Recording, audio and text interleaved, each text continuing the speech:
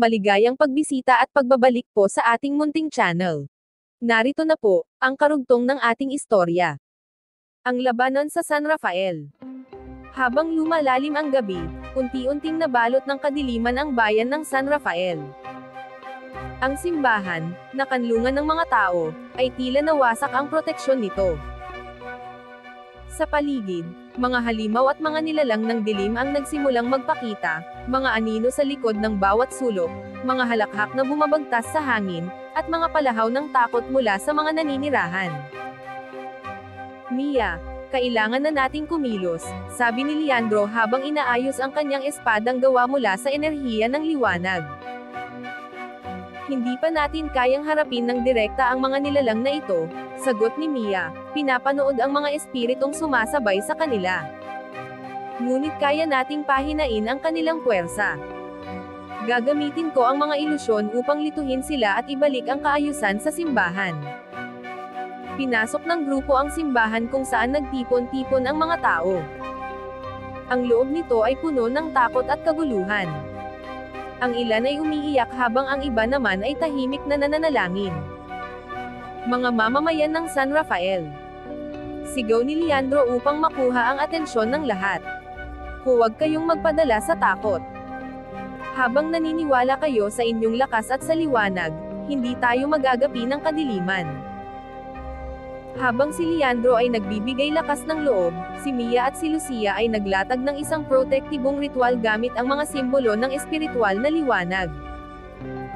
Nagsimula itong maglabas ng maliliit na alon ng enerhiya na nagtaboy sa mga halimaw sa paligid ng simbahan. Hindi sapat ito, sabi ni Damian, hawak ang isang sibat na gawa sa kahoy. Kailangan nating sugpuin ang kanilang pinagmumulan ng puwersa.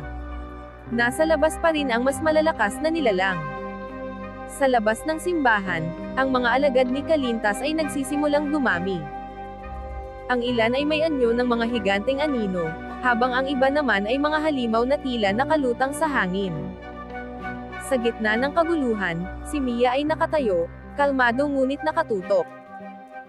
Ginamit niya ang kanyang kakayahan sa ilusyon upang lituhin ang mga kalaban. Sa isang iglap, nagpakita siya ng larawan ng isang daan na puno ng liwanag na nagdulot ng pagkalito sa mga halimaw. Ang iba sa kanila ay nagsimulang umatras, tila nawalan ng direksyon. Hindi natin sila kayang labanan lahat, sabi ni Lucia habang ginagamit ang kanyang mga kapangyarihang espiritual upang pigilan ang mga kalapit na nilalang.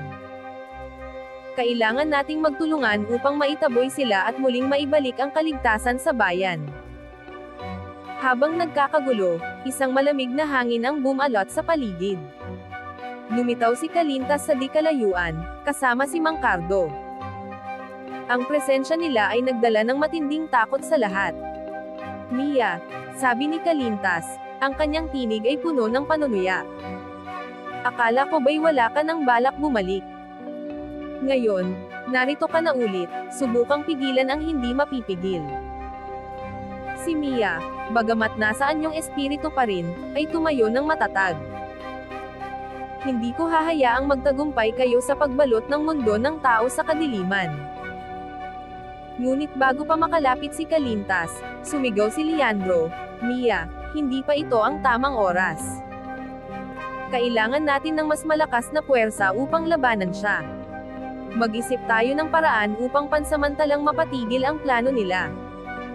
Napagdesisyonan ng grupo na magpatuloy sa paglaban habang nagplano ng isang taktika na pag-atras. Gamit ang ilusyon ni Mia, lumikha sila ng larawan ng isang malaking hukbo ng liwanag upang lituhin ang mga tauhan ni Kalintas. Sa pamamagitan nito, nakahanap sila ng daan upang mailabas ang mga tao sa simbahan at may pagtanggol ang mga kalapit na lugar. Nakikita ko na ang lakas ninyo ay lumalakas, ngunit hindi ninyo kami matatakasan ng matagal, wika ni Kalintas habang pinagmamasdan ang pag-alis nila. Matapos maitaboy ang mga nilalang ng kadiliman, pansamantala nilang naprotektahan ang San Rafael. Gayunpaman, alam nilang pansamantala lamang ang katahimikan. Nagdesisyon ang grupo na ipagpatuloy ang kanilang misyon, hanapin ang templo ng liwanag at palakasin ang kanilang puwersa bago ang huling laban kay Kalintas at Mang Cardo. Habang naglalakbay, naramdaman ni Mia ang mas malakas na koneksyon sa espiritual na mundo.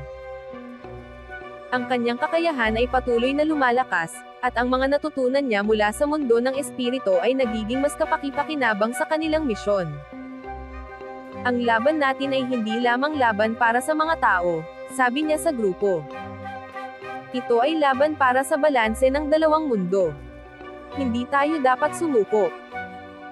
Ang kanilang paglalakbay patungo sa Templo ng Liwanag ay puno ng hamon, ngunit dala nila ang tapang at pagkakaisa na magsisilbing kanilang sandata laban sa digmaan. Hanggang dito na lang po muna. Maraming salamat po sa pakikinig. Pwede po bang humingi ng subscribe bilang pagsuporta sa ating munting channel? Hanggang sa susunod po muli. Stay safe and God bless.